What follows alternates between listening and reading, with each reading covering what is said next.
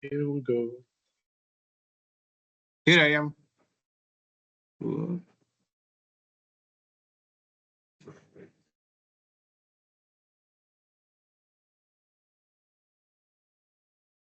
This is a good angle. It's good enough. It's as good as it gets. That's the house.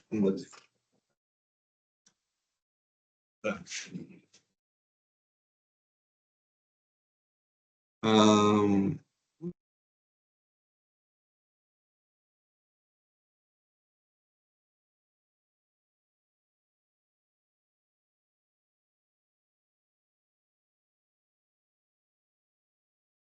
Okay, hello everyone. So, yeah. Sofia. Hello, everyone. Good morning. Welcome to today's Envelope webinar.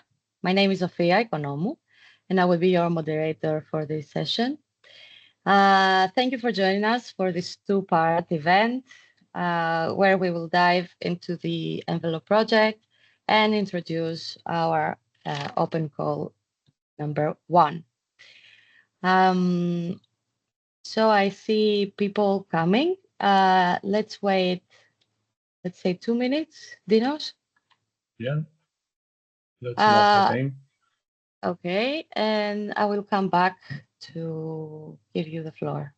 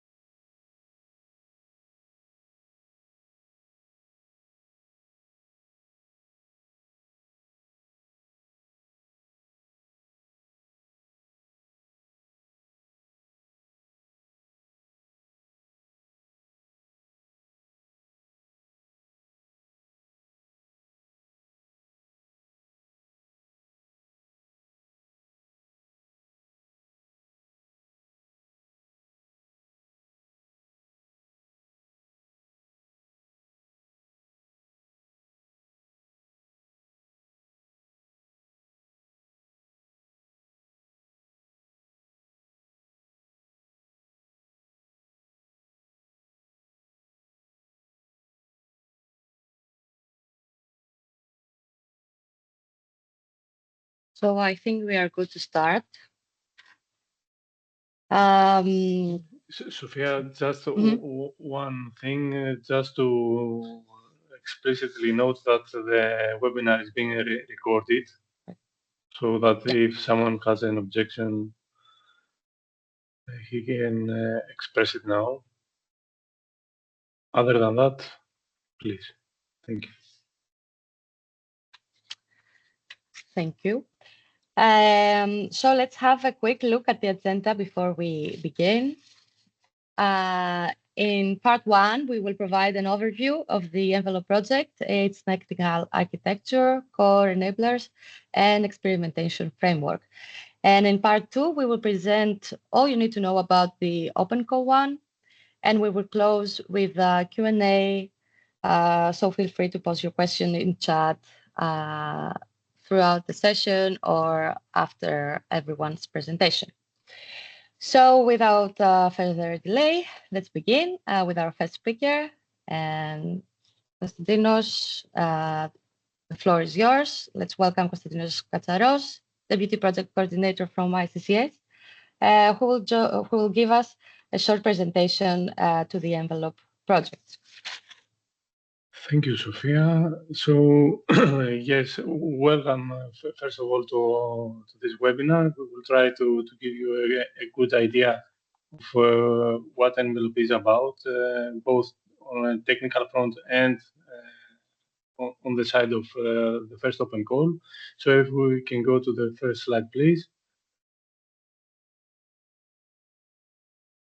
So yes, Envelope is a StreamD project 2023 focused on large-scale trials and pilots with verticals. The vertical is connected and automated mobility. We are 23 partners, 3 living labs with a big budget for open calls. We are in the first half of the overall project duration. Next slide, please.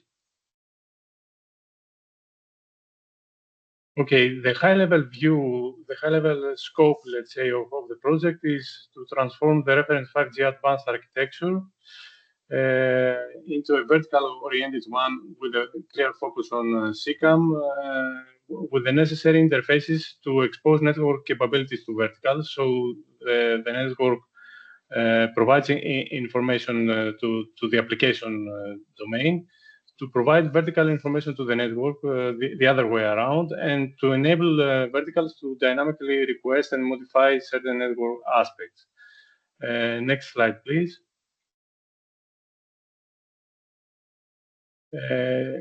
Getting into a bit more detail, what we want is to design vertical-oriented, open, transparent, and easy-to-use interfaces, bidirectional interfaces, to develop an open and dynamically reconfigurable beyond 5G system with the involvement of NEF and PCF, these important functions. Some examples are quality on demand, device location, and performance metrics. At the same time, we focus on advancing key beyond 5G technologies to enable the envelope architecture to meet the challenging requirements of automation and improved user experience.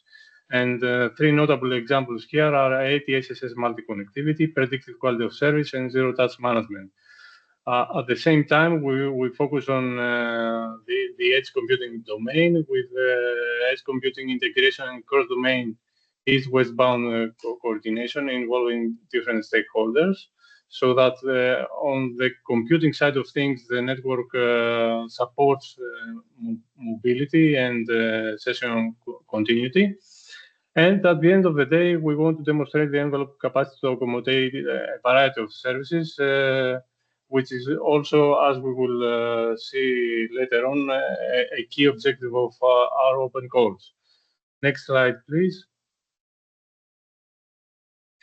Now, a few only words about the living labs, as we call them. We have the Italian one, a joint testbed of Linz and Politecnico di Torino, with a particular focus on CAM or CCAM service network interaction. A notable example is that of quality on demand, but also work on MEC federation and MEC handover support. I will later refer to the particular use cases expected there. Next slide, please. We have also the Dutch Living Lab at Helmond Automotive Campus. The technical focus is on service-driven dynamic network reconfiguration, CCAM digital twin exposure, and also MEC federation and MEC handover support. Next slide, please. The Greek Living Lab is located at Athens, NCSRD's campus. The particularity we have here is that we have 2 PLMNs, one belonging to NCSRD, Democritos Research Center, and OTE. The technical focus building on this 2 PLMN environment is inter-PLMN service continuity, which refers to handover and roaming support on the network connectivity side of things, as well as edge service migration. At the same time, work has been focusing on predictive quality of service and ATSS multi-connectivity. Next slide, please. So in total, we have the following planned use cases. In the Italian side, we have advanced in-service reporting for automated driving vehicles and dynamic collaborative mapping for automated driving. In the Dutch trial side, we have the periodic vehicle data collection for improving digital twins, vehicle testing with mixed reality, and teleoperated driving aided by digital twin. And in the Greek use case, we have data sharing for real-time situation awareness. The idea is that all these use cases built on top of the previously mentioned functionalities like predictive quality of service or make migration and so on and so forth to benefit from these functionalities and demonstrate the value of this two-way interaction between the vertical service provider and the MNO.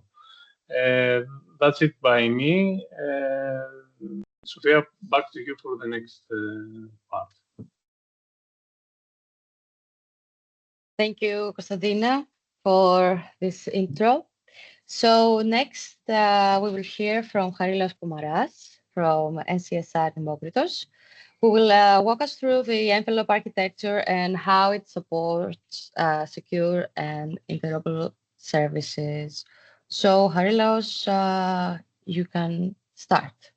Hello, Sofia. Can you hear me well? Yes. Thank you very much. I'm Dr. Harilos Koumaras from NCSR Demokritos, and I'm going to introduce you to the envelope architecture. Next slide, please. Okay.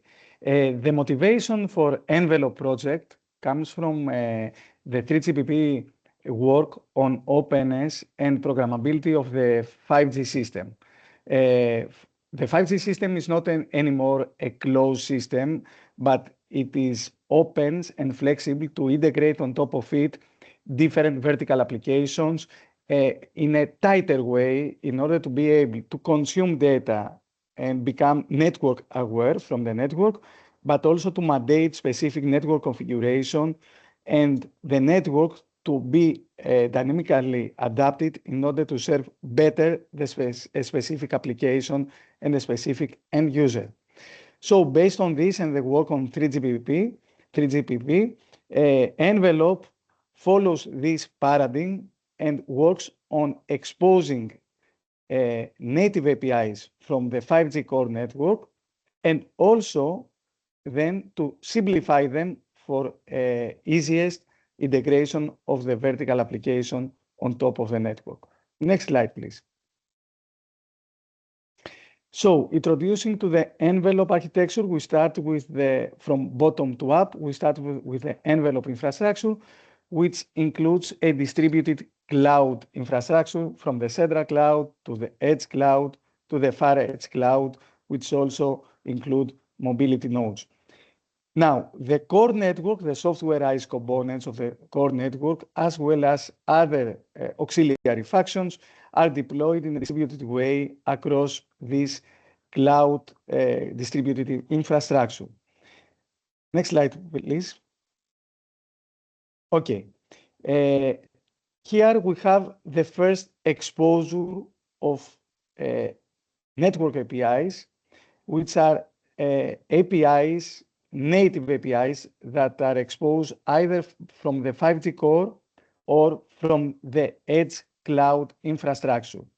So this is a first point where a third-party application developer can interact with in order to make its application more network aware and tighter integrated with the overall infrastructure. However, what is the challenge here? The challenge here is these APIs are very specific to the specific technology that are serving. For example, the APIs from the 5G core have a complexity that a third-party application developer may not be familiar with.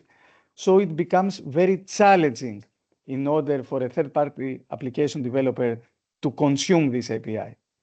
So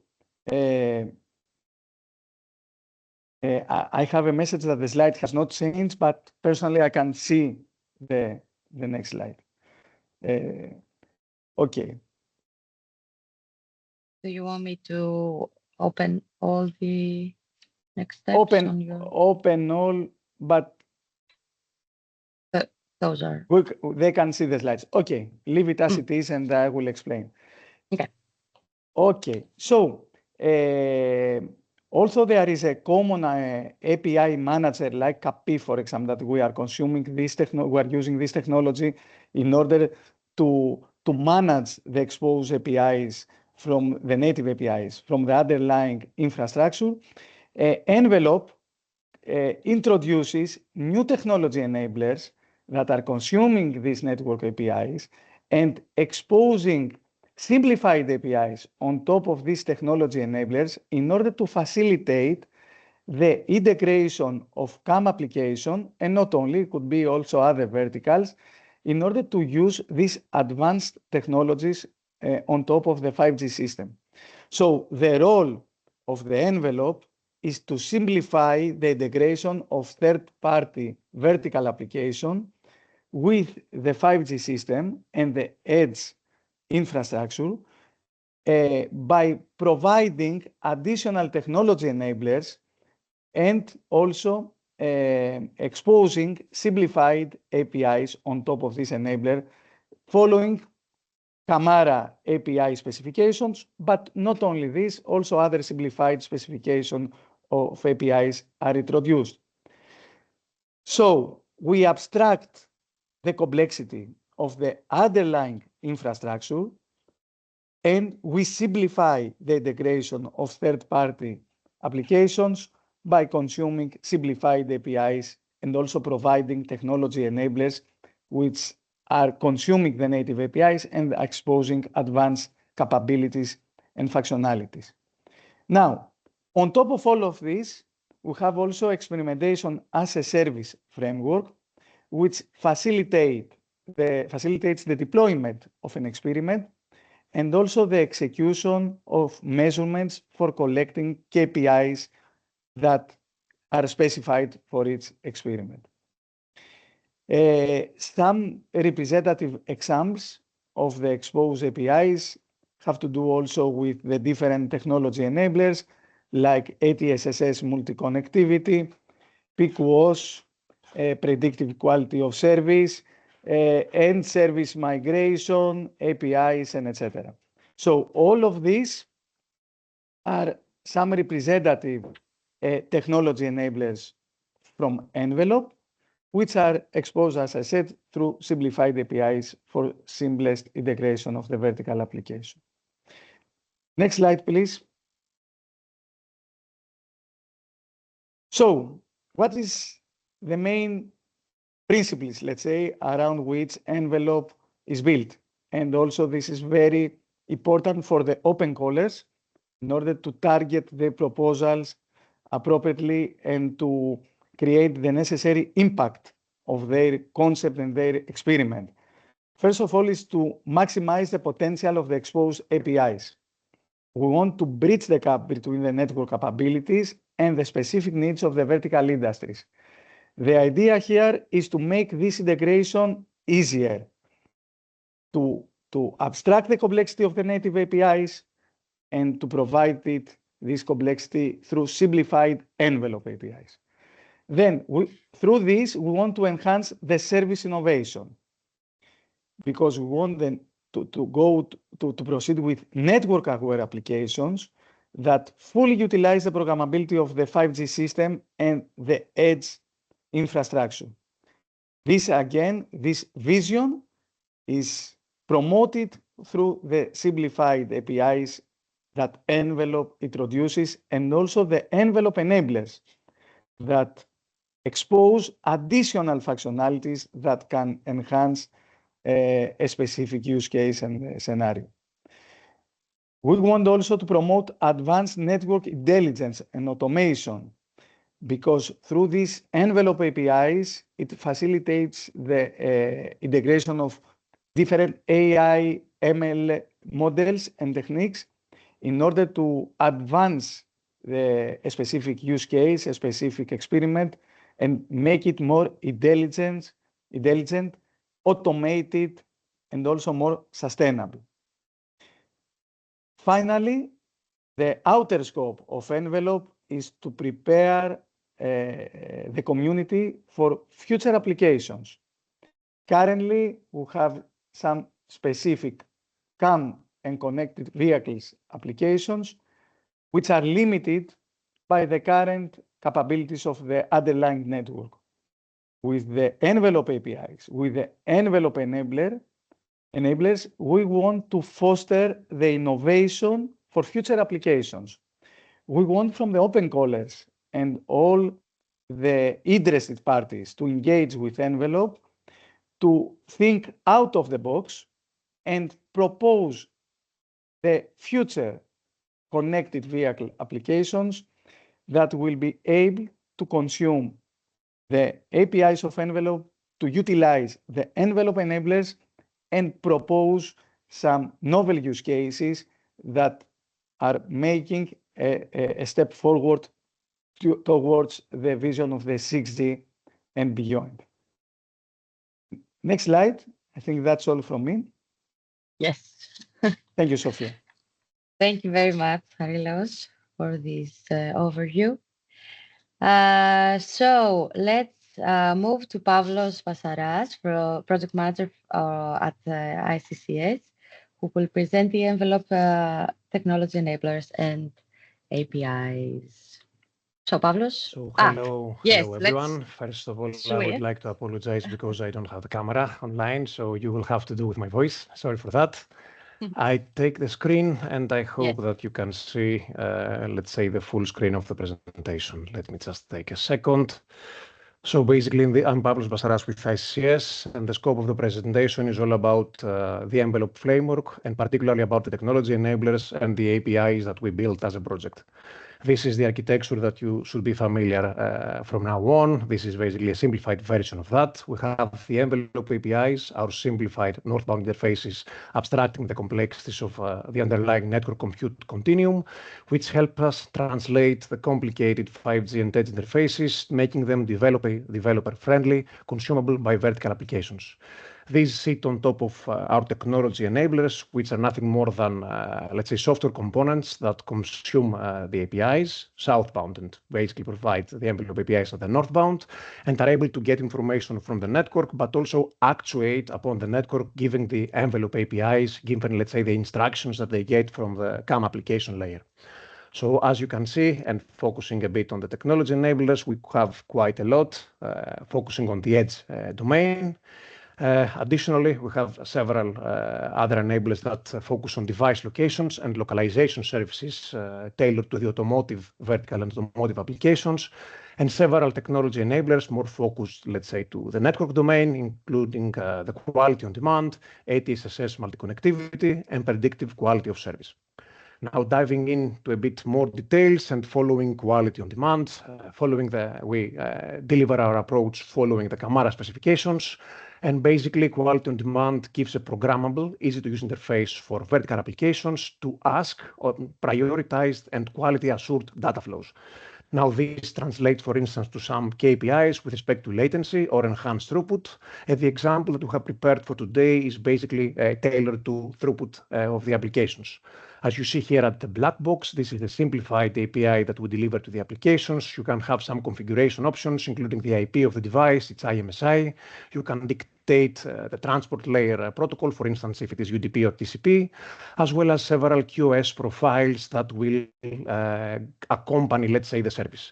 As an example, we have several QoS profiles at the bottom, starting from left to right, from small, medium, and large. And here we dictate an example for minimum and maximum guaranteed, let's say, guaranteed minimum and maximum bitrate in the uplink and downlink direction. And as we move basically from the smaller to medium and large, we give more quota. In this regard, this API then it can hit either NEF, or if it is a trusted entity, we directly interface with PCF to make the actuation upon the network. Now, the small video here, you see a best effort case where the network is not programmable. You see a sluggish video, and because the network is congested, you see a lower FPS. Now, in the bottom figure, exploiting the Envelope framework, I'm going to go a bit faster than this. We configure the API as per example that we saw before. And at some point, we will reach the point where we have configured the specific quality of service that we want to deliver to this particular application, hit the execute button from the Envelope platform, from our APIs, and you will see that once we hit the execute button, the current frames per second are increased to almost 30 FPS, and the video streaming experience at the uplink direction is relatively smoother. Moving to ATSS APIs, we are talking about multi-connectivity APIs. These are APIs that are developed and delivered by Envelope. to be able for vertical application to exploit 3GPP and non-3GPP access networks. So we define the ATSST API, which gives the application the ability to apply specific traffic steering rules for this particular service. Now we deliver a load balancing, giving the application the ability to split the traffic among the different access networks in some percent based on some criteria, smallest delay using only, let's say, the lowest latency link, and duplication. Now, the other APIs, ATSS-CU and ATSS-CP, are basically receiving the rules from the CAM application server and apply this information to the network side and the UE side, respectively. Now, for the transport layer protocol, we support both multipath TCP, which is available in any modern Linux kernel in our implementations, as well as in multipath QUIC, which is developed solely by envelope based on the Pico QUIC implementation. Now, for the demo, I will go a bit fast to showcase that at this point, we use the envelope APIs to split the traffic between 5G and Wi-Fi equally. And at some point, based on a criteria that is defined by the application, we offload all traffic to Wi-Fi, having the data plane traffic on the 5G being zeroed. And in a similar fashion, moving to the next configuration of the API, we resume the load balancing scheme of the ATSS functionality, splitting again traffic equally between Wi-Fi and 5G networks. Okay, so moving on to predictive quality of service. This is a zoomed-in view of the architecture for the envelope. At the southbound layer, you see that we get information based from the radio access network, from the edge nodes, as well as from various network functions of the 5GS. Now, basically, these I'll deliver to our envelope approach that we develop an NWDAF core function, which comes together with the analytics function, or ANLF, which is a logical component of NWDAF for processing data and generating analytics, for example, predicting the network load of a particular base station or a UE, and providing these inferences to an interested application. Additionally, we also deliver the model training function, or MTLF, which is another logical component of NWDAF, whose responsibility is to train machine learning models based on the collection of data that we facilitate from the envelope network compute continuum.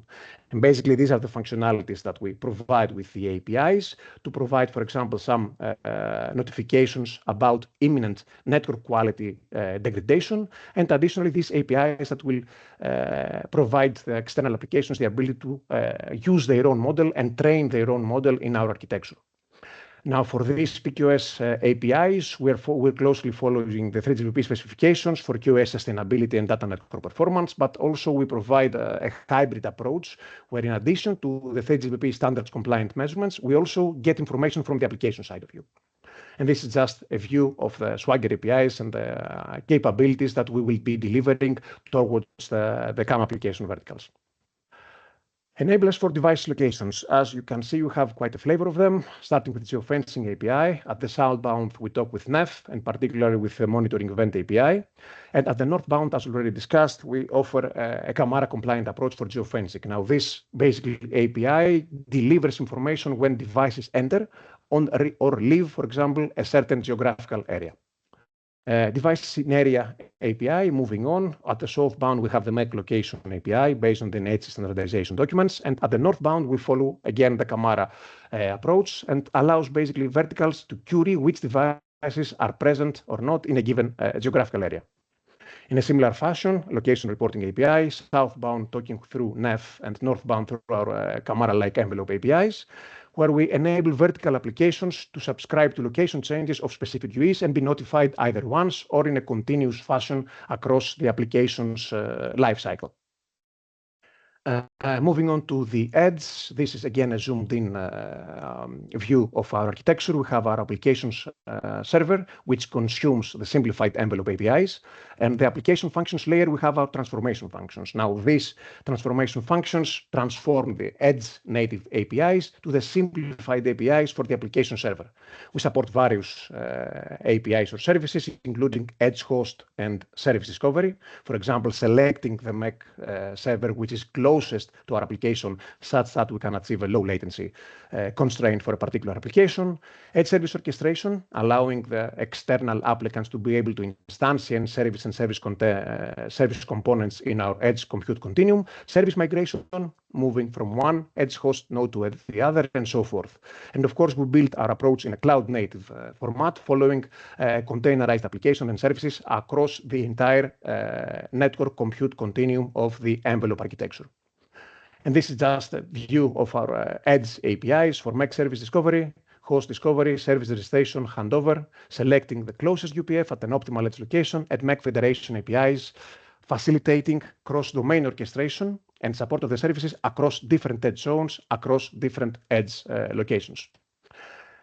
The last slide from my end is this, that using all as an envelope framework, we are having also this experimentation-as-a-service platform on top, where we enable an application not to just use the APIs, but also program closed-loop applications. For instance, this case showcases a vehicle which was sharing data to MEC location A, and using the device locations API, where we're closing into a second base station, we trigger the edge migration service and resume our service to a next edge location. Now, this is basically offered by the envelope experimentation-as-a-service platform, and this is a combination of the envelope APIs and putting on some automation logic to automate our automotive familiar applications. This is basically my last slide, and this is just a summary of all the APIs across the Greek, Dutch, and trial sites, and I'm not going to spend more time here. This is all from me, Sofia. Thank you, Pavlos. Thank you for being on time.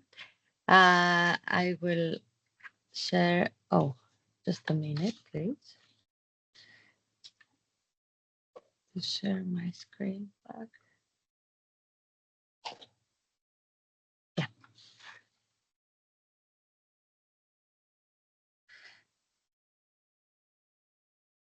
Okay. Can you see my screen?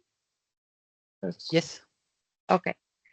So to close our first part, we welcome Eduardo Bonetto from Links Foundation, who will introduce the experimentation-as-a-service within Envelope. So the floor is yours. Thank you, Sofia.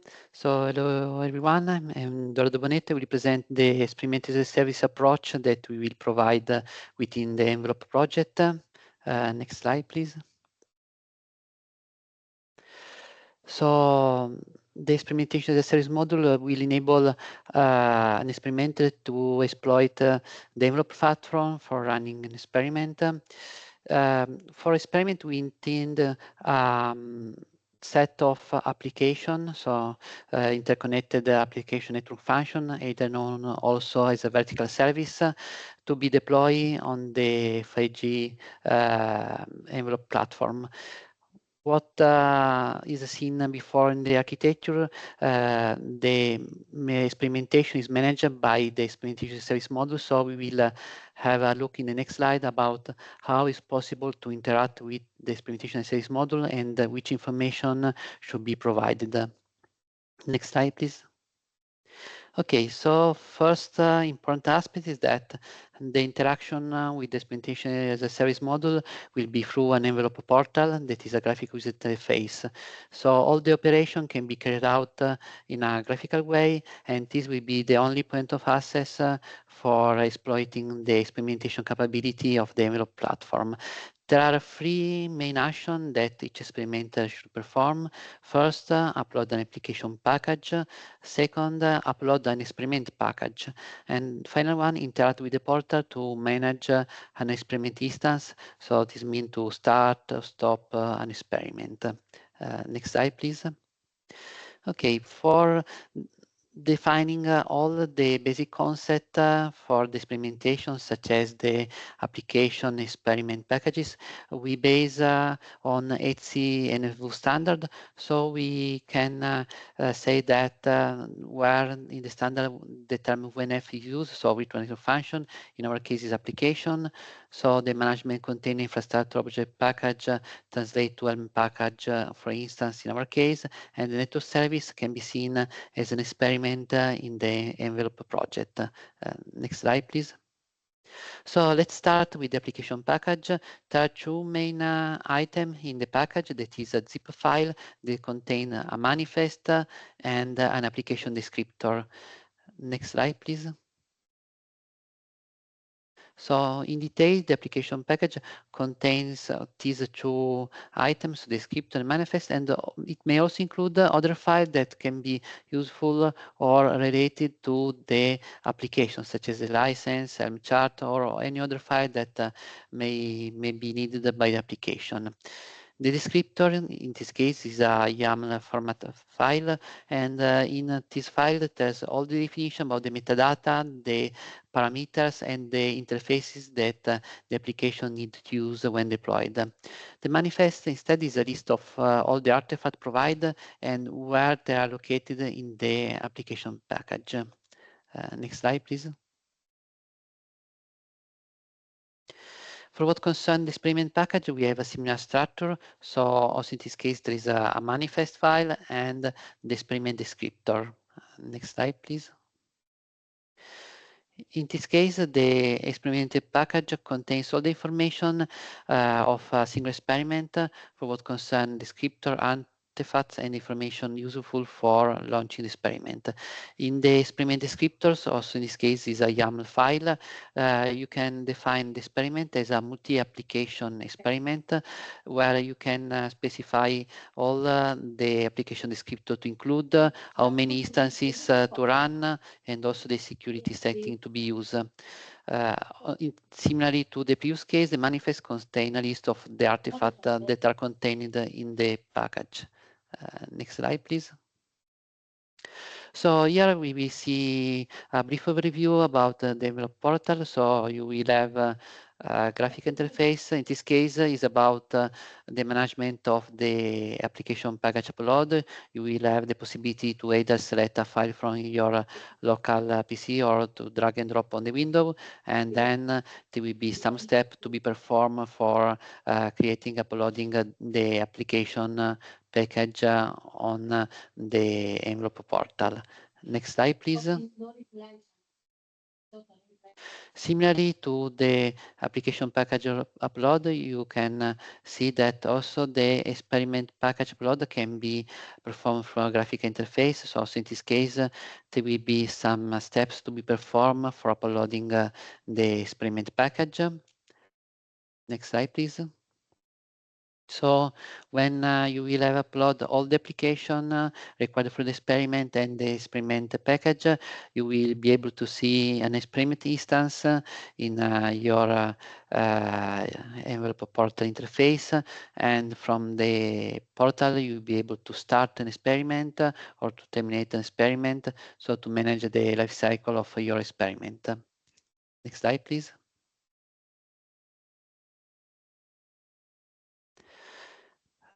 Third section of the envelope portal concern TIASA capability. So in this section, we'll be able to find some information about the envelope API that a given test site is supporting. So you will see the Swagger-like definition of the API, and then you will be able also to see for each test site the resources for what concern the network and the computing resources that are available.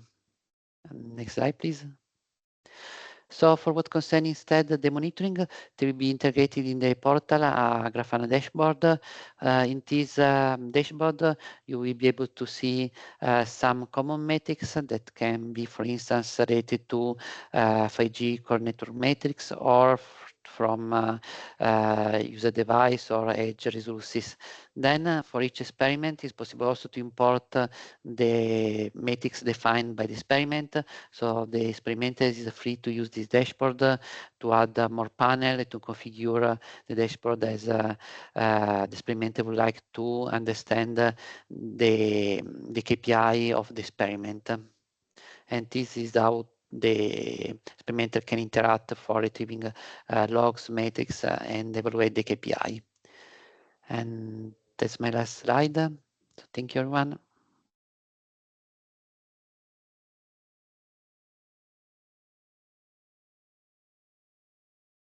Thank you. So just FYI, your questions will be answered in the end, but you can still provide your questions. Also, you can provide your questions anonymously if you want, or by your name. Now let's shift our focus to the open call number 1, and give the floor to Dimitris Zouzias to walk us through the open call details. Sure. Thank you, Sophia. I will start sharing my screen. Mm-hmm. Second.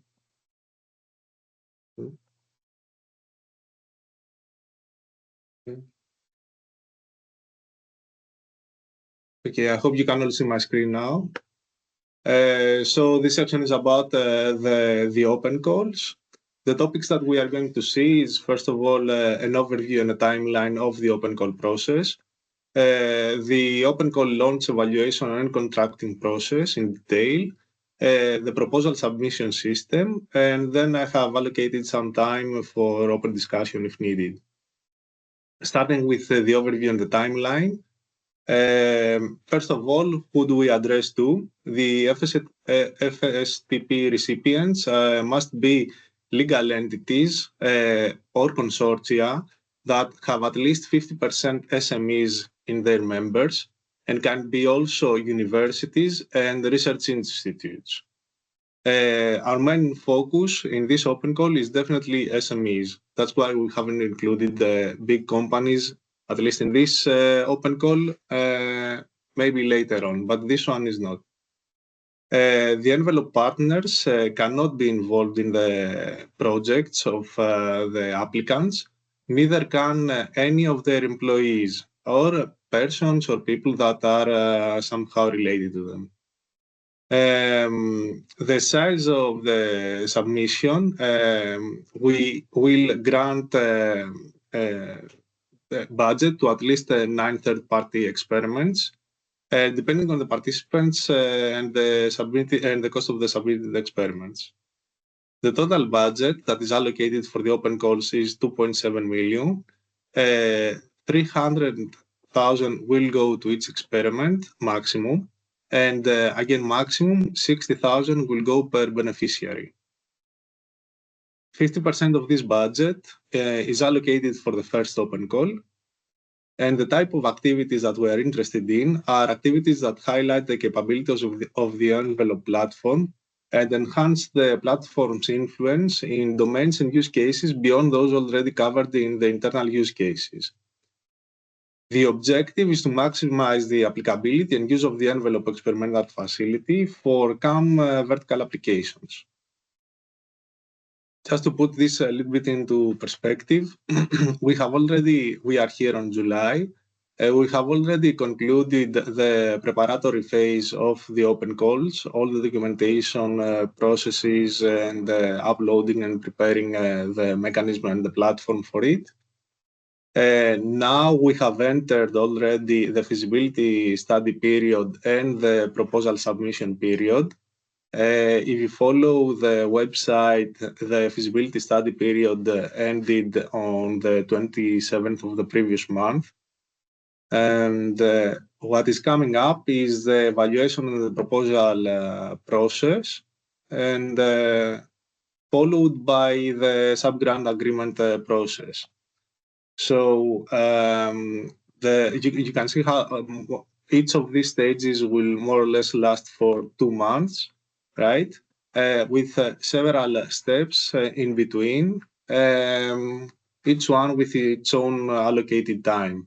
I will go into more detail on this in a while. The entire selection and SGA signing process would not take more than 4 months. So to put some dates on this, so as I said, the feasibility check submission period ended on the 27th of June. From the 1st of June till the 31st of July, we have the submission of the proposals period. From 1st of August till the 20th of September, it's the evaluation and selection process. 1st of October till the 31st of November is the sub-grant agreement preparation and signature. And then from the 1st of December till the 30th of May, we have the project implementation period. Regarding the launch, evaluation and contracting processes, so as mentioned earlier, we are currently in the feasibility and proposal submission period. What we are looking for during this period, as far as the feasibility is concerned, is first of all to see proposals that are compatible with the envelope infrastructure apparently. They are feasible to be made. Their functionality to validate that it's actually possible to do that. The budget, the risk for implementing these projects, the innovation and the impact of such projects, and the timeline of them. Following this period, we will start the evaluation and the selection process, starting with the admissibility and eligibility check. For that, the open call manager is responsible.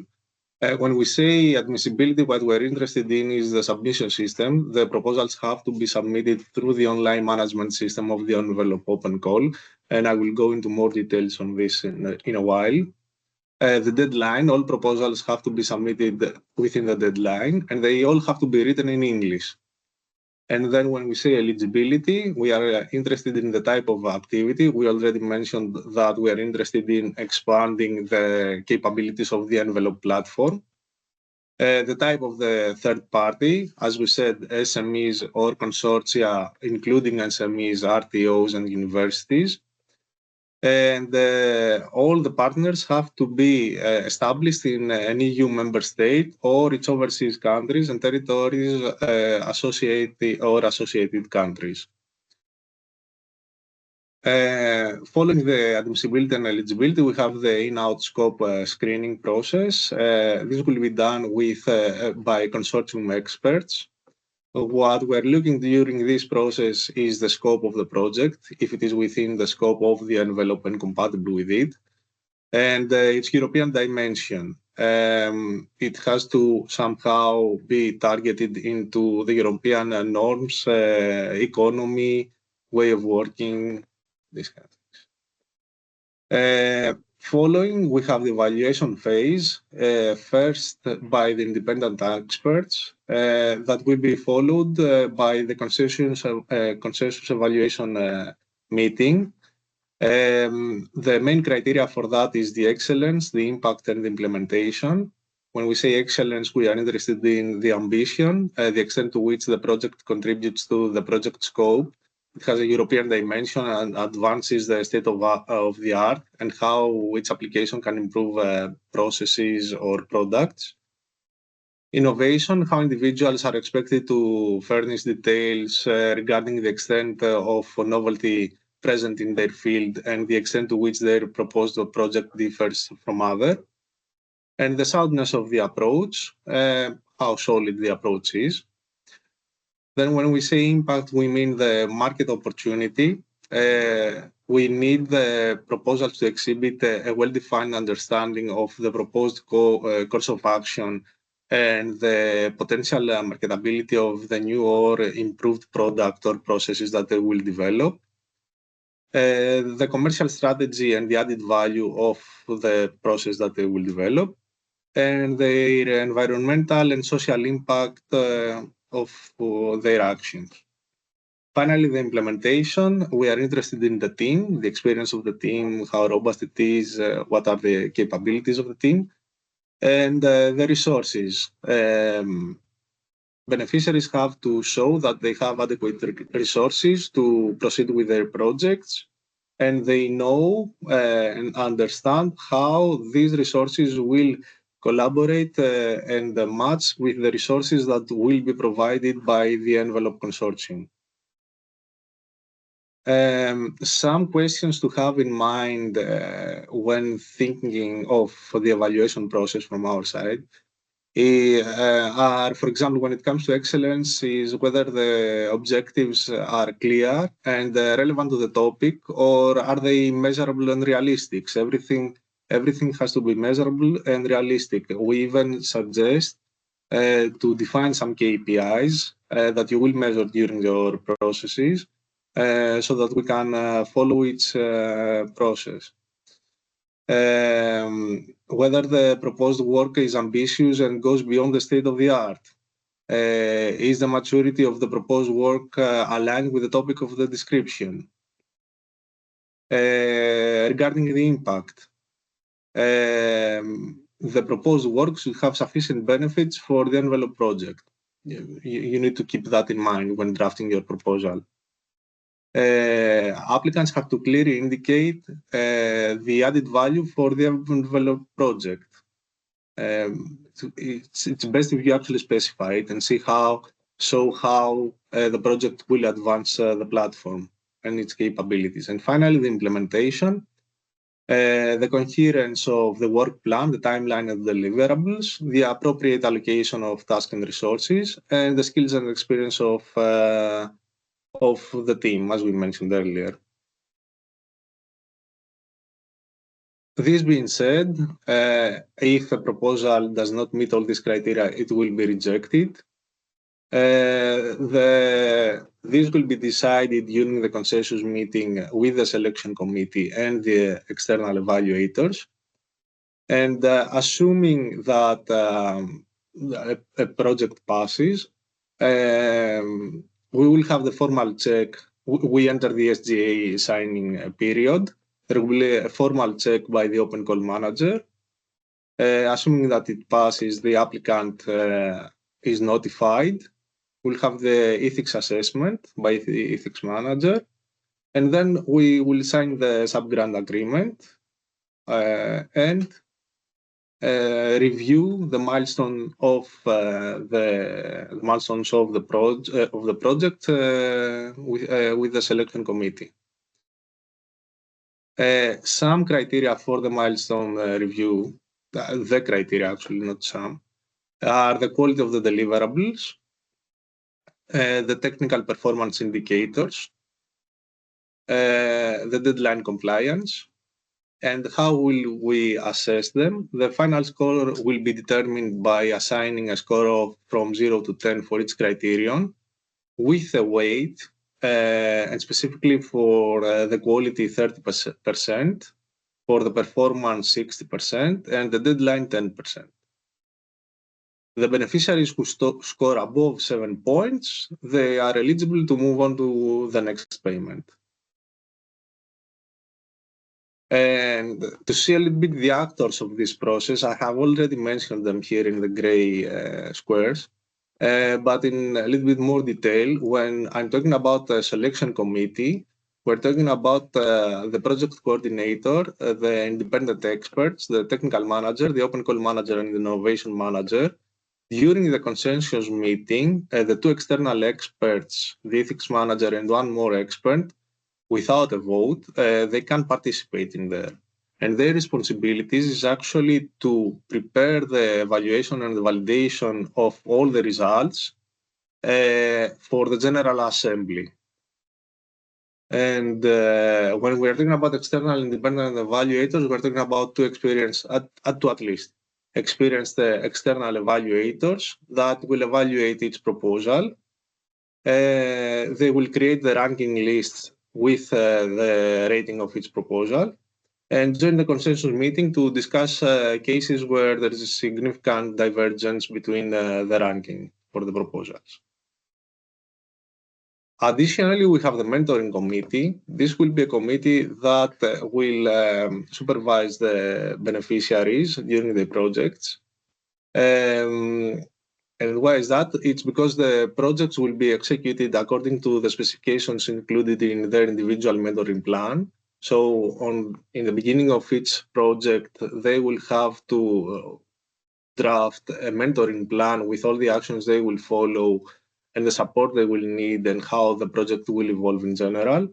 And the mentoring committee will be responsible for monitoring and supporting the third-party projects, assigning 10 technical mentors, and evaluating the deliverables produced by them according to the plan. I mentioned earlier about the next step of funding. So we have 3 different periods for the sub-grant process. The first one is the definition. It lasts for 1 month. During this period, we will draft individual mentoring plan and define the work that is to be done. Then the second stage that will last for 4 months is the implementation. And the fourth one is evaluation and the feedback. It's when we are close to the end of the project and we will evaluate if everything is done as it should. Something about the intellectual property rights. Practically, everything that is developed by the beneficiaries will belong to them, right? But everything that has to do with the envelope platform and the IPR of the envelope consortium, of course, there shouldn't be any infringement and remains to the envelope platform and partners. All the intellectual property that will be generated by the partners of the consortium, you have to figure out between you who owns what. This is not up to us. You will decide it between you. This is more or less the general idea. The proposal submission system. So everything has to be done through the online platform that we have. This is a part of the website, of the Open Calls website. When you want to submit your application, first of all, you go here to the apply button. You put here your information in order to create your account. And once you do, the applicant will receive a confirmation email with the login credentials. Then you can come back to the website, click login here, fill in your data, click login. And then this takes you to the application form template, where here you will submit all your documents for the proposal submission. Keep in mind that the feasibility study is mandatory. You have to have submitted the feasibility study apparently, and then submit the final result of it. We have a special section in the website in resources that takes you to the documents that we think will be very helpful to draft your proposal and have a good idea of what the envelope platform is. This includes documents regarding the open call process and the technical aspects of the project, including APIs and other software packages or tools that will be of use. And with that, actually, I conclude my presentation. I don't know if you have any questions or something you would like us to discuss. I'm open to that and to the rest of the partners, of course. Thank you. Since we have the Q&A section, the general one, let's focus on the questions there. I will, you can stop sharing if you want. So I will go through the QR section with the first question that I have already answered. Yes, the materials, these presentations, except from the presentation about the open call, since we have a dedicated page on the website on this, will be available on our website on a dedicated section again for this webinar. I will read the questions, and for the speakers, if you want to answer, please raise your virtual hand and I will give you the floor. So the first question is, what is the time response of device location ES device in area?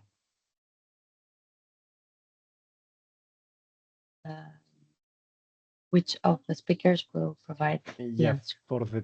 I don't think we have a direct answer for this one. I don't really have the numbers in front of me. This has to be tested, actually.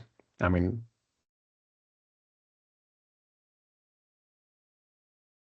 but at least for Athens platform, the feedback, it's, let's say, instantaneous, I will say. I don't have the exact number as well, but it doesn't take long. Yeah. There is a clarification. I don't know if it is answered by your question. Yeah, by your answer. So, sorry. So it says, I mean, what's the average or max delay between physical event and notification? So it is answered. I would say also for the trial site, it is quite simultaneous. So we don't have measured it yet, but I think some below 100 milliseconds. Super. So next question. Could you please let us know in which sites of geolocation API is available? We know that in Greek site it is defined. We want to experiment a real-time digital twin generation system utilizing API instead of GNSS, which is developed under another 6G SNS project output. Also, could you comment on API positioning accuracy?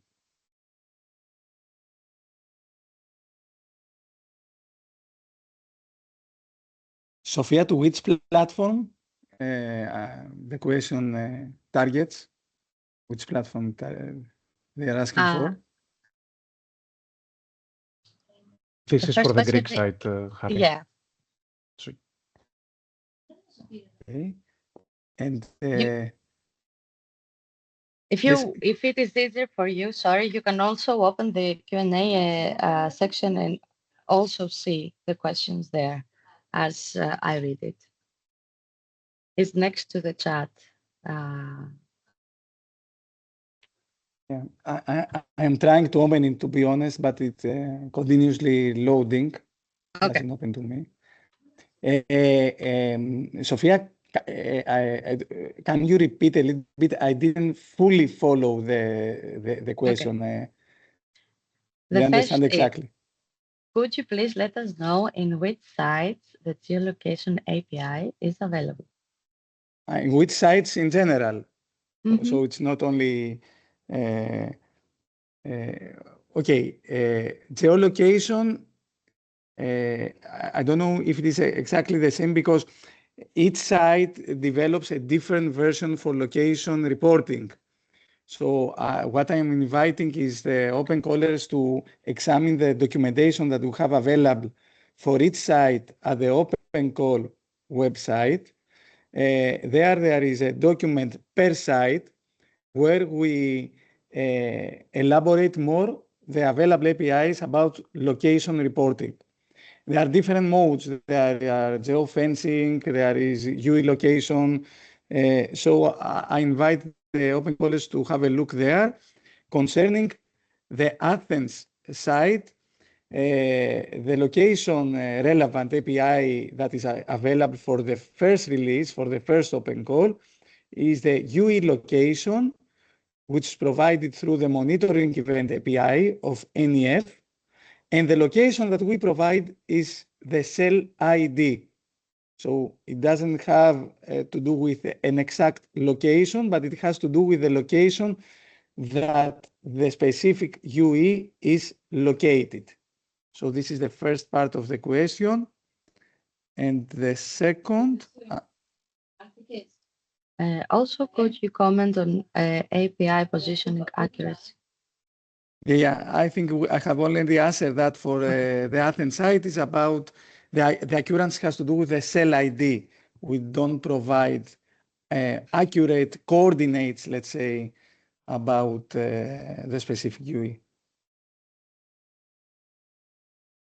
Just to complement on Harry's reply, basically this is complete for the Greek side. From the Dutch side, also for the release A, for this first open call, the location APIs are focused on the cell level. But for the Italian side, additionally, we also report on the GNSS location retrieved from the OBUs, from the UE side that resides on the vehicles. Yes, I confirm this. Just to clarify that the API available in the Telenet site is the device in area. So this API, as you can see the specification on the envelope website, you can specify a geographical area and the API will reproduce which are the devices within this area. So basically this information is what we can retrieve from the device in area API available in the Italian Telenet site. And if you just one last comment, if you focus on the knowledge based on the envelope portal, you will see a technical overview of each individual sites describing, let's say, its deployments, also the APIs that are supported per site with the details that you would need.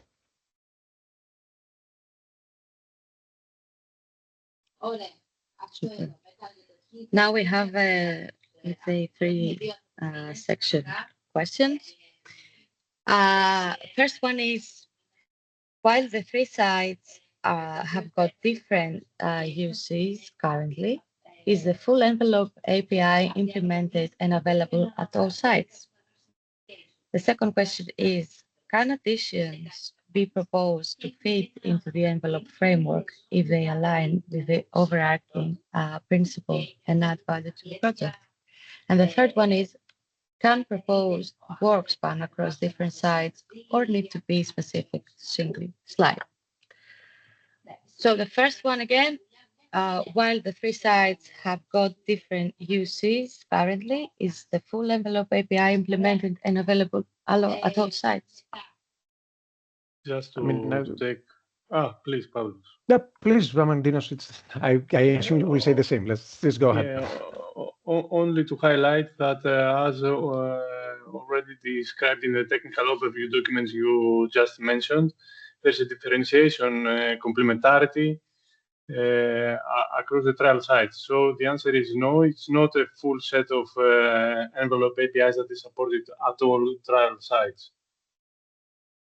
The second question was about the extension, I think, of the envelope functionality, if I'm not wrong, right? Yeah, can additions be proposed to fit into the envelope framework if they align with the overarching principle? Yes, actually, this is solicited. We are positive to good quality, of course, applications that extend the existing functionality. It depends on what type of functionality these applications target to introduce. And of course, as I mentioned, the quality of the project. So the answer is yes, in a nutshell, for this one. And the third one, sorry, I don't recall it. Can proposed work span across different sites or need to be specific to to a single slide? Currently, we are focused on a single trial site because technically it is very complex to support a small project on top of three experimental facilities that have just been deployed and integrated and tested. So the answer is no, in a nutshell. Each application should target one trial site. Super. FYI, I will go to the chat questions too, because I see that maybe some people don't have access to the Q&A section. We will finish with the Q&A section and I will go to the chat questions. So the next question is, which location APIs are going to be available for this open call project? It is answered by Pavlos in the comment section, but again, we have Sophia, we already answered this one, so this is the... sorry. There are two more questions below your comment. Have you seen this? Sorry to interrupt. Harris has raised his hand. Perhaps it's related to some of the previous questions. One comment, general comment. I want to invite all the industry parties and all the potential open callers to read carefully the documentation of the open call, because for each site there is a table that defines the available APIs for release A and release B. Maybe this is not quite clear for the open callers, but this table for each platform, for each site, trial site, clarifies which APIs will be available for the first open call, this is the release A, and which one will be available for the second open call. I think that will be very, very helpful. This table is located in the open call documents, the ones that are referring to each trial site. I think that will be very, very helpful for all the open callers to have a look there.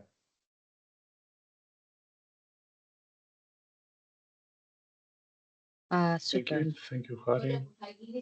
Since we have 5 minutes left, I will move to a very hot question. We will receive a feedback on the feasibility check before proposal submission. Dimitris. Yes, I will answer that. Yes, Okay. you will. We are currently, we have decided to extend the due date for the return of the feasibility checks. And the reason that this has not been announced yet is that we extend to, in parallel, extend the submission due date for the proposals so that we do not provide our feedback on the feasibility check too late for the proposals to be prepared. This has not been officially verified, let's say, with the Commission, and this is the reason that we have not officially announced that. Practically speaking, Dimitris, the dates are the 15th of July. All feasibility checks will have been answered. You will all know, all applicants will know about their feasibility of their project, and pending to official confirmation, the deadline for the open call submission of the proposal itself, not the feasibility check, goes to the 15th of August. Again, this is a tentative. We expect confirmation, but this is the plan. I hope we can answer that officially and through email notification and on our website within the day today or tomorrow at the latest. So I think that Konstantinos answered. Would you please confirm when we can expect to receive the feasibility check? Yes. And if we're going to extend the final submission deadline, those two questions have been answered, I believe, now by Konstantinos. So let's move forward. How many proposals will be evaluated? And do you give some feedback regarding how many already submitted? I don't know if you can answer that, but... I can answer the... Dimitris, please. Yes, the proposals, not the feasibility studies, is up to 50. I think it's also announced in the handbook of documents. How many will be in the end? There will be statistical results that will be announced as part of the deliverables, if I'm not mistaken. I think you can refer there as soon as they are published.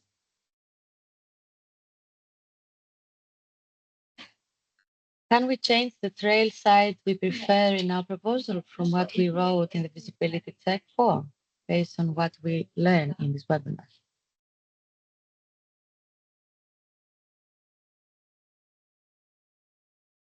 This is an unexpected question.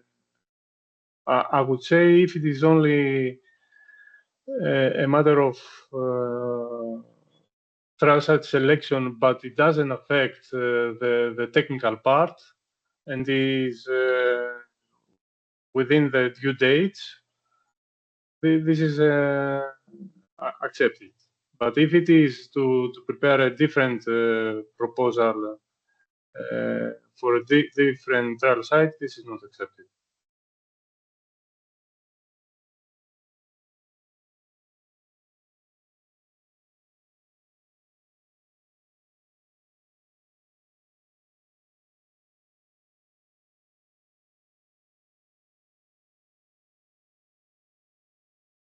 Sophia, you are muted. Sorry, we have many questions still. What sort of tools are available in the lab facilities for debugging issues and the application layer and protocol stack while running the experiment?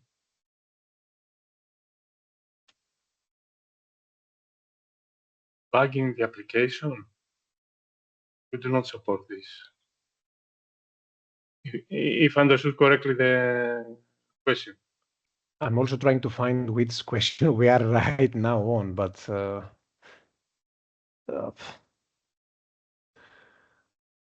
I also support what the Dino says.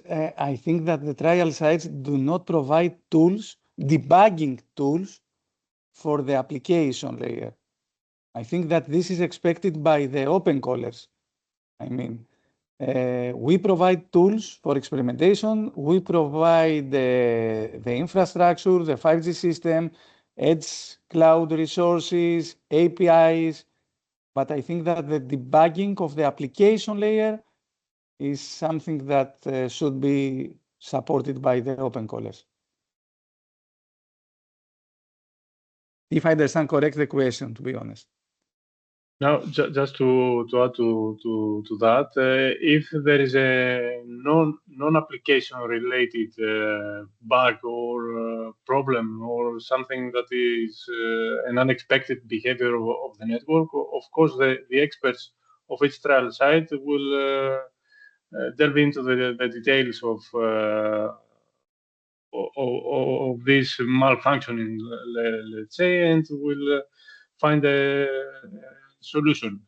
The testbeds are tested, so functionality has been verified, and we do not provide applicants with non-verified functionality over the tests.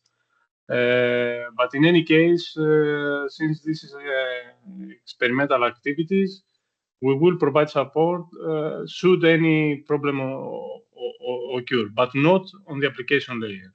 This is only for the applicants themselves to troubleshoot. So let's answer 2 more questions. And we registered to the submission platform, but after an apparently successful registration, we are unable to log in.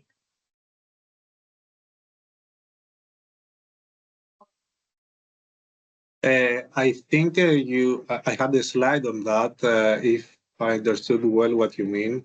And correct me if I'm wrong, but you haven't received the credentials yet.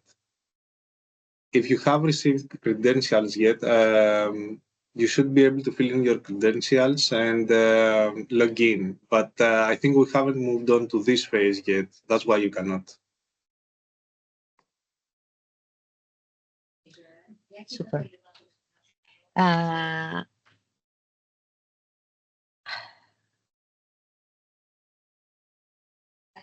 Okay, so a final one. Would it be possible to use resources of 2 trial sites? For example, infrastructure from one site and APIs from another?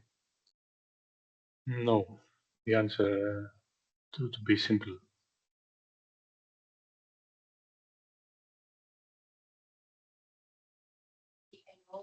Okay. Can people now submit? Sorry, I lost the question. Can they apply for visibility check now since the deadline is going to be extended? No, I think the deadline has been extended already. Also, to add to that, Konstantinos, The feasibility study has been extended. What we are discussing about now is to extend the proposal submission period. But what's to be done for the feasibility study is done. That's it. And without a feasibility check, no submission is possible. Yes. And can an RTO lead an application or apply as a single entity? Can you say it again, Sophia? Can an RTO lead an application or apply as a single entity? You can apply, you can lead a consortium. You cannot apply, an RTO cannot apply on its own for funding. The 50% of the beneficiaries in a consortium have to be SMEs.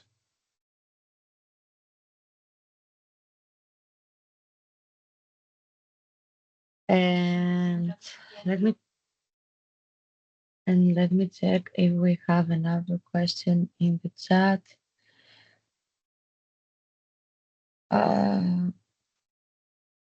No, I think that's all. Yes. Sorry, Sophia, I see some questions in the Q&A part. Could a large company participate in the call? The answer is no. We will re-examine this for open call number 2, but for open call number 1, at least, the answer is definitely no. So it will not be an eligible application for the open call. Okay, and we have another one for the test bed. What is the time granularity of data available, especially network KPMS, for the 5G core or through performance metric and predictive QoS API? It's in the chat. Yes, also. Sorry. Yeah, I don't think we can answer that directly. And I think we don't have someone from that side right now. And this is a very specific question. Sorry for that. But we can answer that offline if this is required.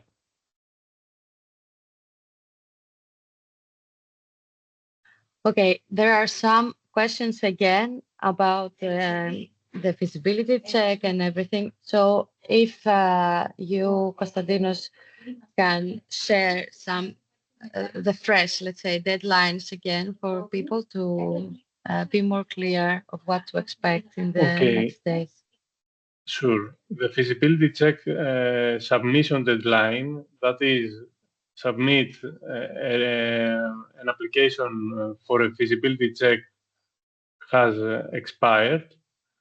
The next date we talk about is the due date for the responses to all feasibility checks to have been delivered. This is the 15th of July.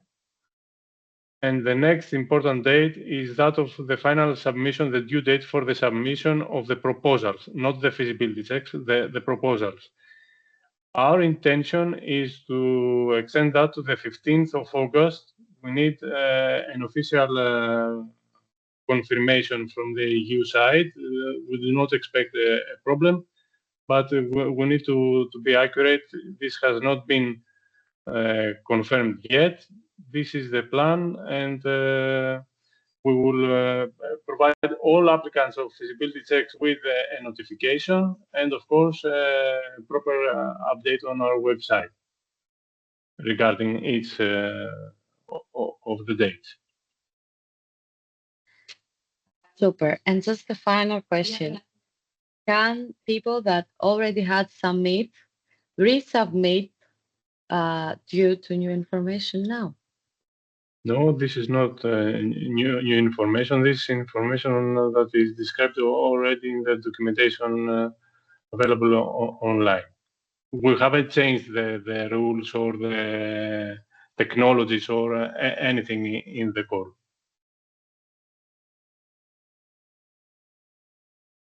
Super. So I think by this, we can wrap up. Thank you, everyone, for being part of our webinar. If you have any other questions, you can always reach us on our emails. And good luck to everyone. Thank you to all our speakers, and we'll be in touch. Bye-bye. Thank you very much. Thank you all. Bye-bye. Thank you. Bye, everyone. Everyone. Bye. Bye.